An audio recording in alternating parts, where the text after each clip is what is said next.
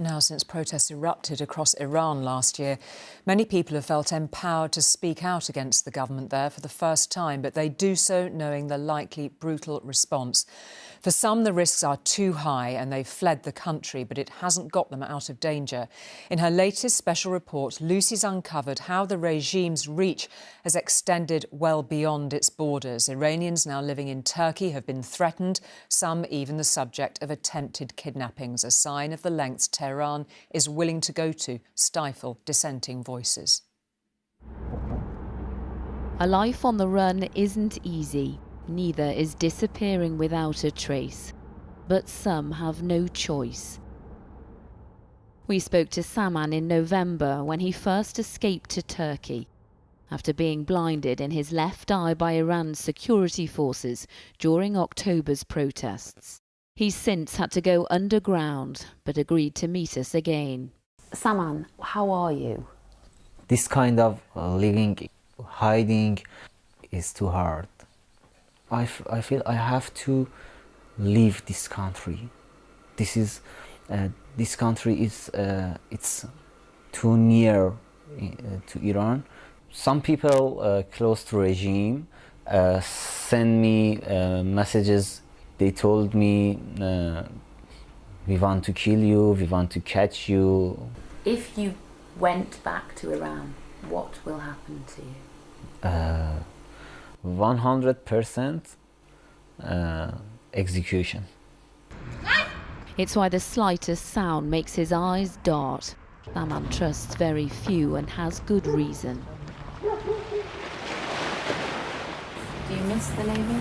Yeah. Amir used to be at sea for Iran's Navy for 17 years, until his assignments became too harrowing. Iran's regime used our ships to carry weapons to Syria for the war. We would take around 20 containers full of munitions every month until 2019. Knowing he was supplying weapons for war, he couldn't bear to see images of it on television. He asked to leave the military but wasn't allowed, so he escaped, risking jail and execution. A smuggler took me over the mountains to Turkey illegally. It was minus 27 degrees up there. It was so dangerous, so many people died crossing, but I had no choice. His survival defied his own belief. But the torment didn't stop when his journey did. Iran's intelligence wanted him back. I changed my phone 4 times, changed where I lived 3 times. Every time I moved, they found me and would call me. Then a group of men turned up at his home. A Mercedes drew up next to my house as I was walking down the street. The men inside were Turkish and Iranian. They tried to get me in the car, tried to convince me they wanted me for the Turkish Navy, but I knew they were lying, so I ran. 11 people have been detained in Turkey for being involved in the plot. But nobody has been arrested over the attempted abduction of Mary, an activist inside Iran for 14 years who came to this country after being jailed and tortured. Iran's regime is corrupt. They take any choice away from women. She's also a keen mountaineer and claims she was lured to this climbing spot with her husband in January, where 4 Iranian men tried to drug and kidnap them. They gave me an energy drink. I didn't suspect anything until I went dizzy and started to see 2 of everything. My husband realized what was happening. He got me in the car, slashed their tires and drove off fast. Mary came to Turkey in pursuit of safety. She even had to leave her son behind. I lost my life and my child because of the Islamic Republic of Iran. I'm a mother.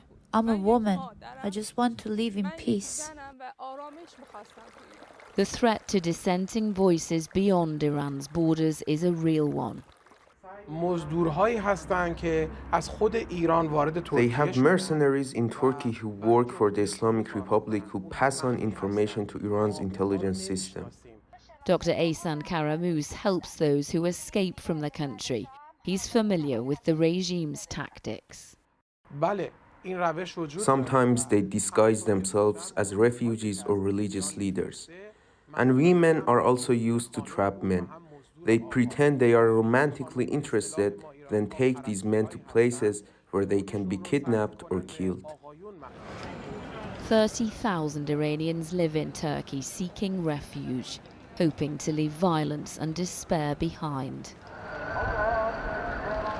But the sounds of a different country and the sights of a different city cannot bring a feeling of safety when what you're escaping can follow you. Lucy Watson, News at 10, Turkey.